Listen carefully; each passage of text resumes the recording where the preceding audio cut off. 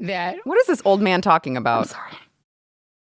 That that what I was doing had value. Did it? Had value. And in the end, I'm sorry, I try not to cry on TV. And this is kind of like me on TV, so I apologize.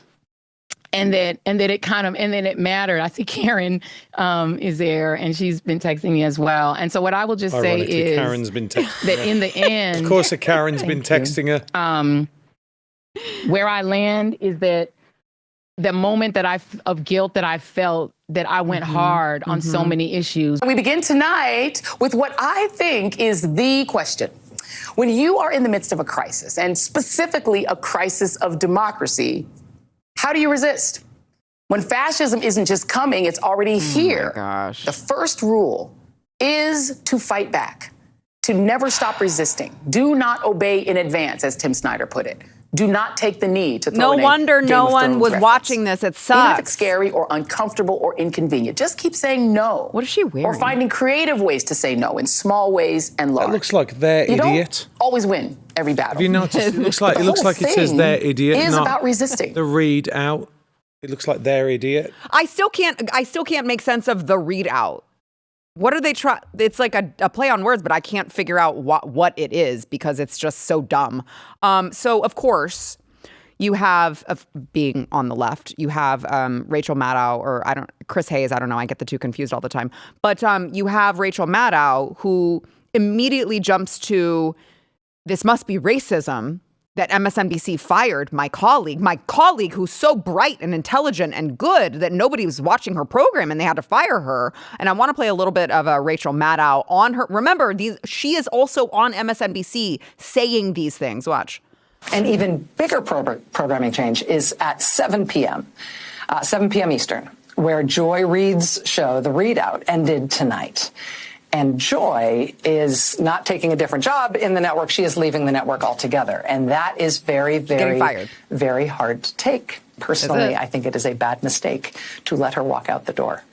It is not my call, and I understand that, but that's what I think.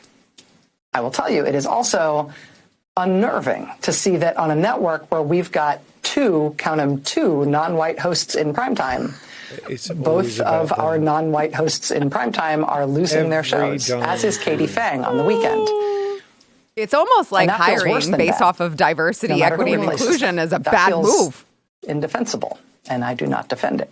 It is not news for me to tell you that the press and freedom of the press are under attack in a way that is really... you didn't know he was an MSNBC host. It's a big deal for our country. It's very visceral for us here. He's losing money. This is a difficult time in the news business. Makes sense. But it does not need to be this difficult.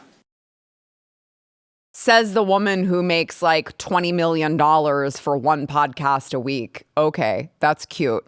I would just say if Rachel Maddow thinks that this was a race thing, she's free to try to give up her primetime seat and offer it to someone that's non-white. I think she's gone after that. You can't do that to your own company.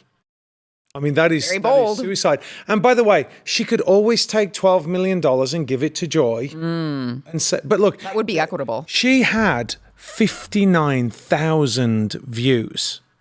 That's it. That's all she had. Just to give you some idea about when the show that I was on in the UK had 19 million views. Every episode, 19 million in a country of 55 million. She's got 59,000 views in a country of 300 million. Right? I mean, it's shockingly bad. I mean, the numbers don't lie. You know, I'm thinking she's like a case for reparations.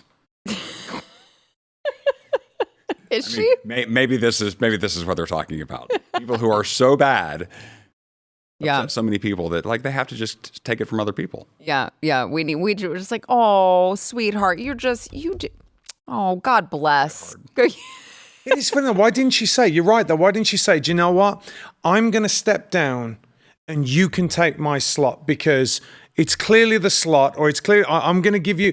You can have my money. The fact of the matter is they pay them, as I said yesterday, they pay them so much money, just like you, Sara Gonzales. Oh my gosh! Please stop. $25 million. I have not sold my soul to the devil, which means I do not make that money. Nope, sure she don't. Doesn't care. She doesn't care if she gets fired. Right. It's $25 million a year. She only does one show a week.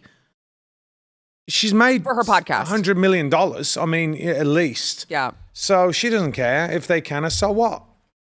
I just don't. But I mean, who else do they have? They don't have anybody else that's getting views.